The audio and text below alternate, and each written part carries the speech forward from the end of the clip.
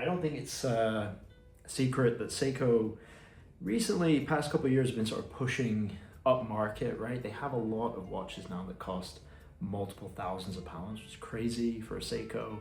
I myself own one Seiko that costs multiple thousands, which is crazy to say out loud, but it's why I'm so glad that Seiko are still making watches like these two right here. These are my favorites for the year by far. These are at the more affordable end of the spectrum, like sub $500.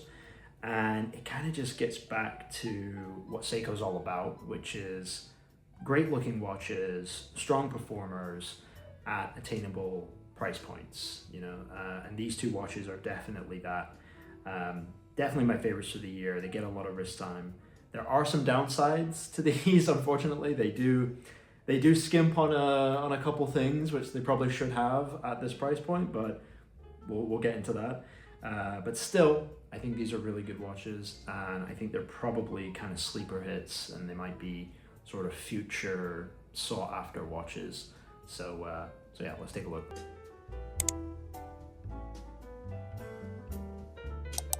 All right, so these are the two watches up close, my two favorites for the year, and look at how beautiful these things look. So on the left, we have the Kranz recreation. This is the silver dial, but it does come in black. Model numbers for these are SRPL91 and L93 as well.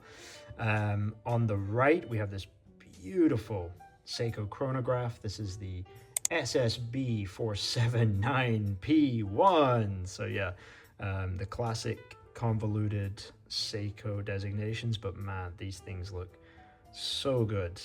Let's go ahead and take a look at the chronograph first. All right, so this is the beautiful chronograph, and just look at how this thing sparkles in the light. It is quite remarkable. It looks far more expensive than it is. So the retail on this, I think, is around £400 here in the UK. I was able to pick this up for $250 on an Amazon sale, which is ridiculous. Considering this costs the same as a Moonswatch, I would rather have this any day of the week. This thing just looks beautiful. So this comes in at a vintage sizing to match its sort of vintage looks. This sort of looks like a classic Moonwatch or vintage Daytona. This is a 38mm sizing, 45 lug to lug, and a case thickness of only 12.5mm, which is very, very impressive, though it does have a quartz movement, which contributes to that. Lug width of 20mm as well, so very interchangeable. This thing does come on a bracelet, but I swapped it out for this sailcloth strap because this thing has such a pretty dial, so I think that the strap kind of highlights it a bit more, though the bracelet is nice. You can see this thing has a crazy, almost like a enamel dial. Obviously it's not enamel given the price point, but it really does look like enamel. It has this very rich, deep, glossy black dial. It is so nice to look at. You'll also notice as well the hour markers on this thing just shine like crazy. They have this insane polishing job done on them. They almost have like a rainbow sort of effect going on. Really, really nice. This thing just looks way more premium than the price point would suggest. So like I say, you can pick these up definitely for the price of a Moonswatch. So I mean, come on, like what's not to love about this? Okay, so here is on my 6¼ inch wrist. That 38mm sizing just wears like a dream. This watch just looks fantastic. It just pops on the wrist. Really, really nice.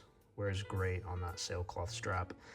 It does have a date window at the 4 o'clock, which usually I wouldn't be a huge fan of.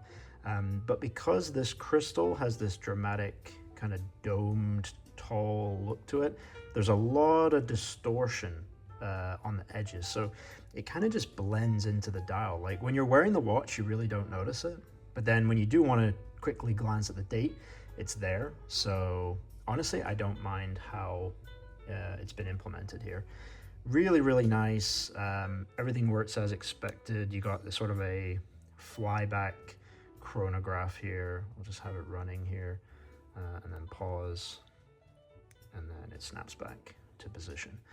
Really nice quartz, so I don't mind it at all. I don't wear chronographs all that often, so it's nice to be able to just, you know, set it, forget it, and then, you know, you're good, especially the date as well. You're not having to fiddle with that constantly. Yeah, the one downside is the mineral crystal for the crystal. That's where they have cheaped out a little bit here.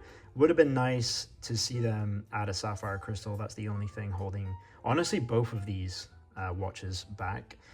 But because this thing is just so good looking, I can forgive that, and I certainly still, you know, wanted to pick it up and would still highly recommend it. This thing just, man, this thing just looks fantastic. All right, up next we have the reissue, the Seiko Kranz, straight out of the 1960s. This thing just looks so good as well. Again, this also comes on a bracelet, but I swapped it for this gray strap, kind of giving it more of a, I don't know, like a silver monochrome look. This thing just looks incredible. Got that sort of classic Seiko cushion case with the crown at 4 o'clock, which I usually wouldn't like, but because it just sort of disappears into the side, it gives the case this really interesting vintagey looking presentation. So really like that. Has the applied classic Seiko 5 logo, which I think is going to make a lot of people happy. Really, really nice to see that back on a Seiko 5. So yeah, named after Kranz, who wore this exact Seiko design on his wrist when he was a flight director at NASA, was responsible for a bunch of the Apollo missions. Very, very cool history associated with this piece. I think makes it quite collectible. Speaking of collectible, this is a limited edition. They made 9,999 of these, I think in both colors, so if you can call that limited, and it is stated as such on the back. But still, you know, one day it does mean that these will technically be sold out, so I do think these will become maybe future collectibles. Also has a very subtle sunray finish on the dial as well, so adds another layer of intrigue there. Really cool. It also has the Japanese kanji for the date wheel as well, so you also get the Japanese characters for the date as well as the English. So really nice little feature there. Here it is on wrist, just beautiful, same as the chronograph, wears really, really well.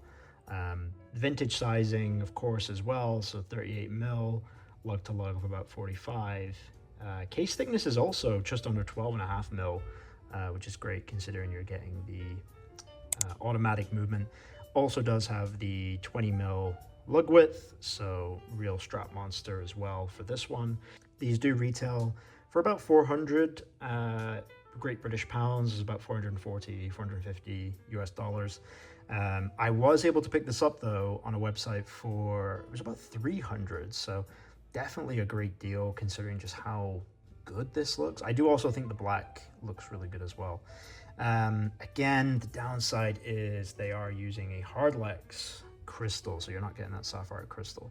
I do think Seiko should offer this at this price, and then I think you'd have the ultimate kind of, you know, Seiko getting back to its roots kind of thing. But just because of how good these watches look, I can forgive it. It's not ideal, obviously, but because they look so good, and because they offer that sort of vintage charm, I picked up both of these, and they're getting a lot of wrist time. They're quickly becoming my favorite watches in the collection, so would highly recommend. All right, thank you guys so much for watching for the top Seikos 2025. If you did like, feel free to like, subscribe, all that good stuff. And yeah, I'll see you in the next one. Cheers.